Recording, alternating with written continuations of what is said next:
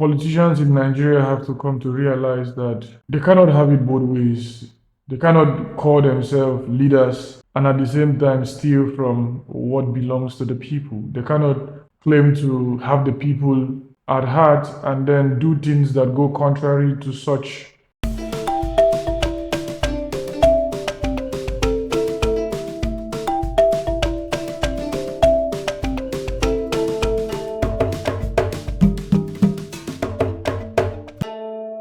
The political landscape in Nigeria is a thing of great concern to me.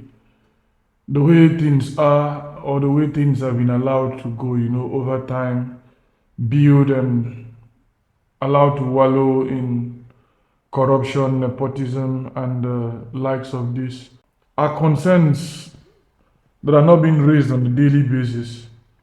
Maybe people are tired of talking, maybe people don't really see the need to talk and see to it that things get better. But it will not be for long. This political landscape would one way or the other change.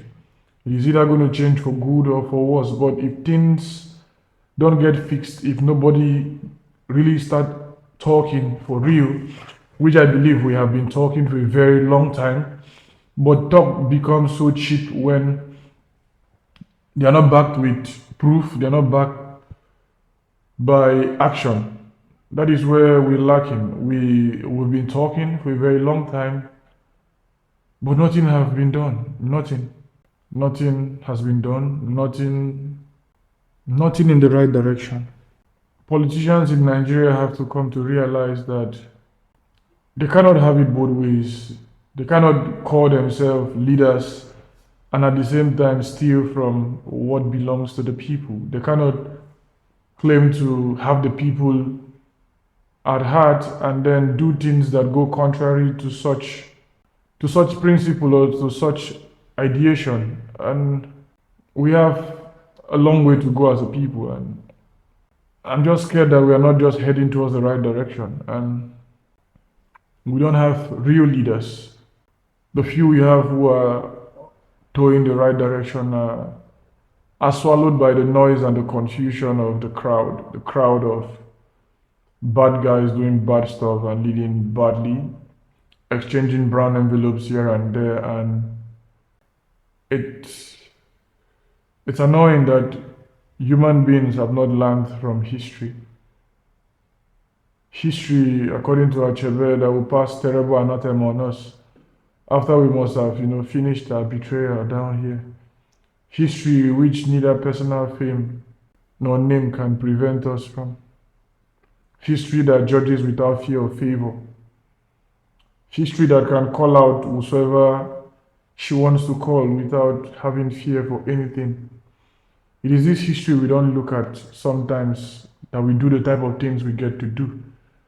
That you see politicians in Nigeria, Africa, and by extension the world do the kind of terrible things they do.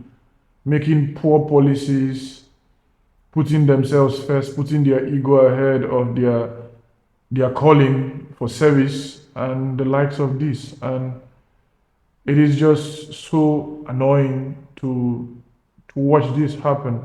The most disgusting thing in my life is to see not just ignorance, to see falsehood triumph so badly, to see lies stay on the stage so long that it begins to take the shape of truth. And nobody really benefits from such. Nobody really benefits from that kind of stuff. The governor who steals from the people, in which state or in which part of the world does he want to, go have the much needed peace he needs without actually having the prick of conscience?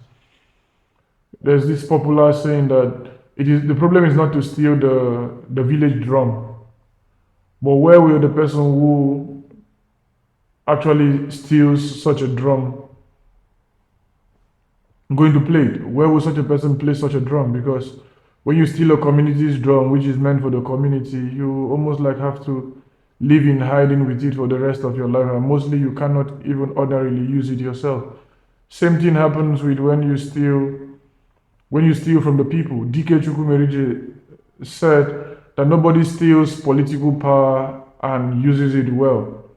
You don't steal from the people. You don't come into office by force. You don't want to go that way, because it is not going to end well, because evil or wrong begets wrong. You cannot do evil because you want good to come out of it. You cannot do wrong because you think in you doing wrong you would come out better. That was the argument of Socrates in Plato's Apologia before he died. You cannot break the law theoretically just to, save yourself, because you will be pervading justice to, make things work. And this is the problem we find in our lives and in our daily struggles as we continue to move.